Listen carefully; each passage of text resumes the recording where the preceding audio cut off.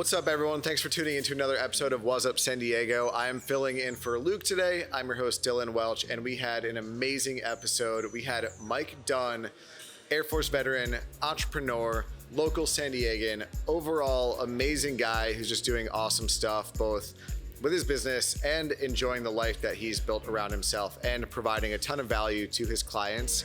Take a look, take a listen. Awesome episode coming to you right now.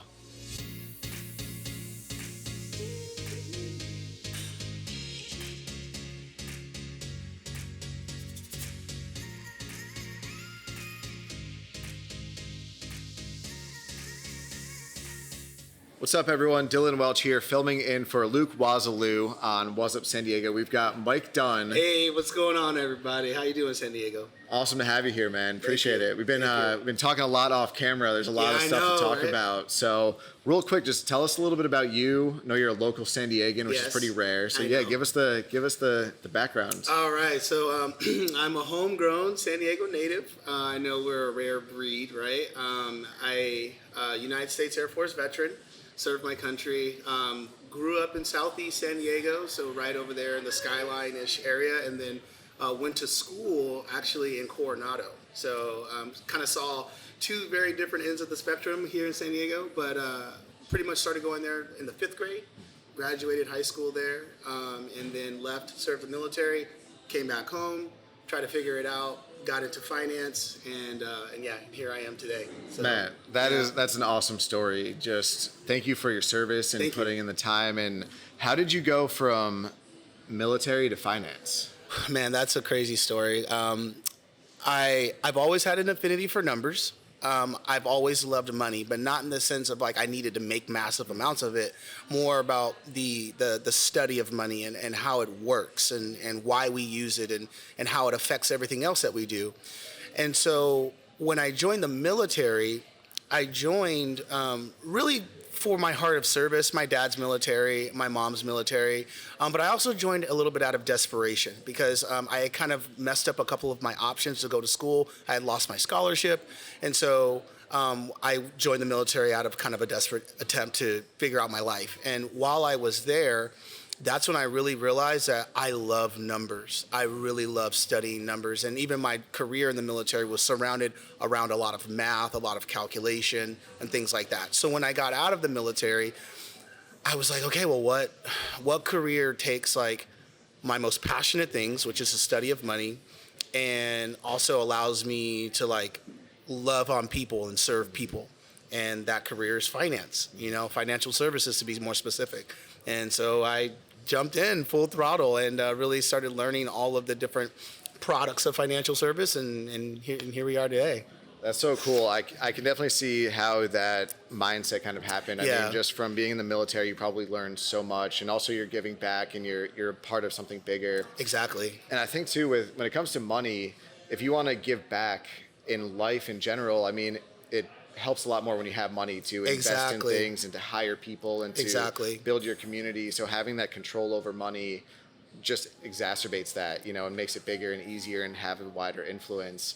It does. It really does. So one of the things I always tell, like, my family members, close friends, relatives, anybody that I talk to, we always talk about like, being humble, and that's important. Being humble is extremely important.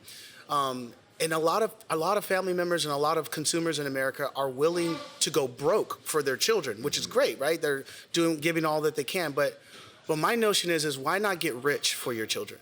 Because with money, you're able to do a lot more. And it's not like money is not bad. It's the pursuit of money and putting that above all things that's bad. Yeah. But money really truly just makes you more of what you already are. Mm-hmm. So if you're a philanthropist and you love human beings and you love giving, and love helping, if you have more money, you're just going to do more of that. If you're a jerk and you kind of, a little pretentious, a little arrogant, and you have money, you're probably going to be the guy driving in the Lamborghini with the Bugatti and everything else, right? So it really just makes you more of what you are. And I always felt that, I always wanted to make a large amount of wealth to be able to funnel it into things that I really believe in to help people and to help my hometown, my home city. So. That's awesome, man. Thank you for all that. Thank you. How did you get into the entrepreneurial business ownership world? So I think, so entrepreneurs, it's kind of it's a little bit of a conundrum, right? Because they're born, but then they're also made at the same time. So, and I always say this too, an entrepreneur, by and large, because most people are like, what is an entrepreneur? Really, it's just a problem solver. I solve problems. And I like to solve them on my own, or like to solve them in my own unique way. And so the problem that I kept running into when it came to finance is that finance, by and large, is very logical. It's very non-personal, because you're dealing with numbers, and numbers don't lie, right? Like if I have $50 in my pocket and I spend $35, then 15 is left. Like, it's very black and white. And that's not how people live. People are not black and white. We live in the gray, right? And so the thing that I kept noticing is, like, I would work with a client on some sort of financial matter. I would resolve the matter. But the problem is we would kind of both walk away from the transaction and feel kind of this weird taste in our mouth that we didn't like. And I used to ask myself, well, what do I feel like is missing? What is missing? What is missing? And after kind of analyzing this question for a really long time, what I really began to realize is that there was no relationship between me and the consumer. That it was a very transactional type of relationship, and that's not the kind of relationship that really helps people make change in their life. And so I realized that the problem is that we've become too detached from the type of services that we give each other, and I didn't want to do that. And so I decided to go work for a few different companies, and finally, like, after realizing that those companies didn't have the same affinity or the same heart that I have for people, I decided to start my own company, and that's how Decade was born, Decade Financial Solutions, and Decade is actually an acronym that we use, which is determining education can achieve discipleship experiences through the medium of financial solutions. And so any client of mine will know that when we talk to them and when we work with them, we focus on how all of their life makes up their financial world. The way that they look at their money, the relationship that they have with it, the decisions that they choose to make. And we work with our clients really one-on-one a lot, to really hone in that and we address a lot of fear. We address a lot of anxiety. We address a lot of those things that are deeply rooted in their decision-making that most companies just kind of gloss over. And we really like to get into, like, the kind of guttural pieces of what's going on to really impact them and more importantly, when they graduate our program, they don't need us anymore. Then there was a true empowerment that happened in that experience, and that's what we want to do. That's what Decade is all about, and I find that that's what makes me the most happy doing it that way. That's super cool. I can tell you're very passionate about it, and I'm just thinking my experience in the financial world working with people, it is very numbers and hard numbers, and that can be kind of scary for someone who doesn't know the ins and outs. Yeah. And it sounds like, as you were mentioning before, as an entrepreneur, you're solving a problem. Yeah. You're bringing the solution of, hey, not only are we going to help you help you with your numbers and your money, we're also going to be there for you on a personal level to make sure you're comfortable with it and educate you along the way. Exactly. And that's the key, right? Is that nobody wants to be sold, but everyone loves being educated, And so by positioning what we provide for clients in more of an educational style of it puts us in a position where we're on the same level with the consumer, and that's what we want. A lot of times we even maybe want to make ourselves even a little bit lower just so that we can serve them and lift them up, right? And so a lot of our clients have a very positive experience that way, and they learn a lot, and then they look at their taxes different. They look at the money that's coming in different, and all these different things, and that's what the ultimate goal is. Nice. So I've got two questions for you. Got it. One, was there ever a moment when you've been running your business, you're like, man, this really is coming together? I feel good about this. Yeah. It's kind of running itself. I've got revenue. I've got clients. It's a real business. And what was that moment? And then two, how do you find that balance of entrepreneurship, running a business, but also living in one of the most beautiful cities in the entire world? Yeah, right? Okay, so, all right, so first question is, was there a moment? Absolutely. It was late last year. Decade has been an inception. Like the concept of building Decade has been around for almost 10 years. But we actually were born physically on paper last year. And I was working the business part-time. And there was a moment while I was still working for my previous employer that I began to look at the numbers and I realized, oh my God, like I'm spending too much time working for someone else. We have way too much going on outside of here that my time is now being more demanded in my own personal business. We have too many clients. The system is running, and we're doing well financially. And so at that point, you know, we had to separate from and I had to go into this full time. And I feel like for me, that's when Decade really became like what you're calling like a true business, right? Where I'm in it full time. It sustains my lifestyle. It does all the things that a business should do. It helps folks as well as benefits us as the employees who work in it, right? Second question, how do you manage all of that and still get to enjoy this beautiful weather, right? My secret sauce is I do both. So I had a mentor who told me once that the one way that you can define true success is if when you wake up, everything that you're doing serves the same goal. So as an example, right, our business goal is to build it, to make as much money as possible while serving and impacting as many lives as possible, right? Well, the way that my lifestyle is now, or the way that it's going, is that my personal life and my business life are starting to blend all into one. You know, I get to come out here to, you know, PB and shoot a great show with you, right? And this is fun. This is fun. This isn't work. You know, this is fun. This is having a great time. But there's also a business component to it, right? And so now my lifestyle is starting to blend in that way. And so, you know, my girlfriend laughs at me. She's like, man, I've never seen someone wake up and look forward to Monday. And I'm like, yeah, I know, because I'm living my dream. Yeah. I'm living it, you know, and the dream is the business, and the business is the dream, and the dream is the lifestyle, and the lifestyle, it's all happening all at the same time. Yeah. And so that's how I live it. So good for you. I can tell just having our conversation that you're loving life, and you know, that just exudes off people, and I can just feel it and see it. So congratulations. Thanks, on the brother. success. Thank you, man. And so to switch it up a little bit. Yeah. You mentioned you've got a girlfriend. You live the entrepreneur / you enjoy the life. Living in San Diego, what are some things you like to do for fun and to enjoy the city that we live in? Oh, man. There's so much to do, right? It's crazy because we don't have a sports team here, and we still have plenty to do. So if I do want to catch sports, I'll head up to LA and, you know, catch a sporting event. I love doing that. I love coming to the beach. My girlfriend loves the beach. I mean, loves the beach. So we come out here and like to hang out. I love, you know, hitting the gym, working out. I love playing basketball. It's one of my favorite sports. And then of course just hanging out with friends. Like one of my fun hobbies I like to do is fine dining.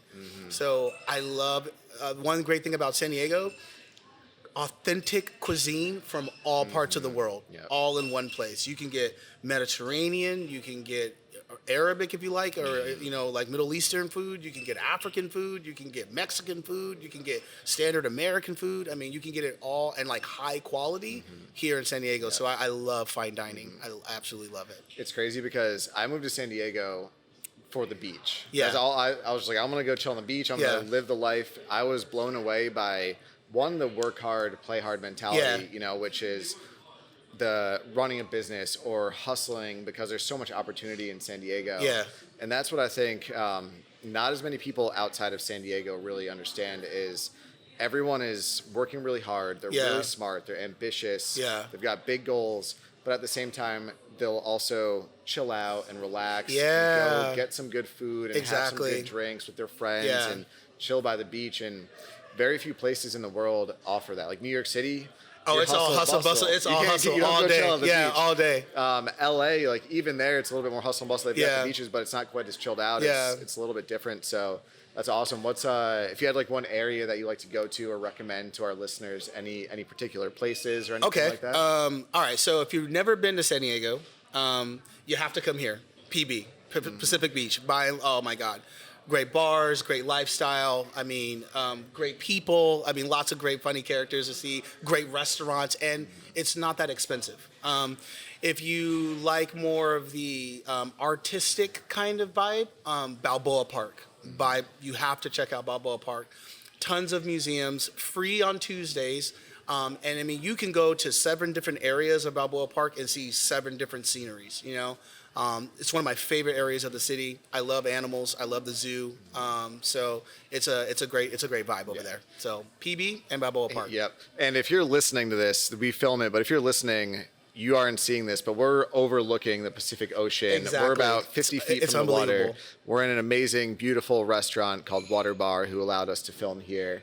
It's a pretty good place to be, place to live. Yeah. Let's kind of wrap it up. So what's sort of one piece of advice that you'd want to give to the listener, whether it's lifestyle advice or financial advice or business advice or anything that you can kind of, little nugget that you could give to the listener right here? 2. I'll give you guys 2. 1, we're in the middle of tax season, right? Everyone's starting to get their W-2s and all this other stuff. And one of the common things I hear all the time is, what do I do with my money, like my tax return, okay? So this is what I'm going to give you guys. It's called the 50-30-20 rule, all right?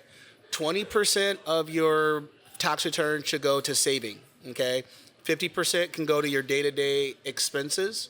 And then a 30% can go to your like your personal fun, okay? So that's like hanging out with friends, nice dinner, whatever have you, okay? And out of that 20%, put some of it toward addressing your debt, okay? If you guys have credit card debt, if you have maybe an old student loan or something that you need to pay down, take 20% and pay it down, okay? And start getting rid of that debt. Second part, lifestyle. I'll give you a lifestyle tip. Use every day that you have to try to be at least 1% better than the day before. Like, don't try to make the huge changes overnight, right? How do we eat an elephant? 1 bite at a time. And there's a notion about, like, in astrophysics, they say that when they're trying to fix a rocket, they try to adjust it just by 1%. And that 1% adjustment over time creates this huge like change in trajectory, right? So when you're looking to make changes in your life and you're looking to try to live the life you really want to live, just focus on like one small thing each day, just one small thing. Even if it's something as simple as, I'm going to eat differently today. I'm going to drink enough water today. I'm going to exercise for at least 10 minutes a day. You know, whatever it is, just do something small. And over time, those small changes are going to add up to a totally different transformation. So. Such good information. Seriously, thank you. And yeah, then if someone wants to reach out, what's the best way to get in contact with you? Okay, so a few different ways. You guys can go to Instagram and go to Mike the Money Guy. I actually check my messages on there, so you can DM me directly. You can go to decadesolutions.com, or you guys can call directly to us at 858-333-5536. Again, that's 858-333-5536. Mention What's Up San Diego, and if you guys become clients, you'll get a discount. So awesome, man. Thank you so much. Thank Seriously, you. Great information. Thanks so much for tuning in to another episode of Waz Up San Diego. Special thanks to Mike for coming on. What an awesome, amazing guy. Feel free to reach out to him. Special shout out to Luke, the normal host of the show, for allowing me to fill in. And last but not least, thanks so much to Water Bar for allowing us to film here. If you have any questions about what we talked about today, visit wazupsandiego.com.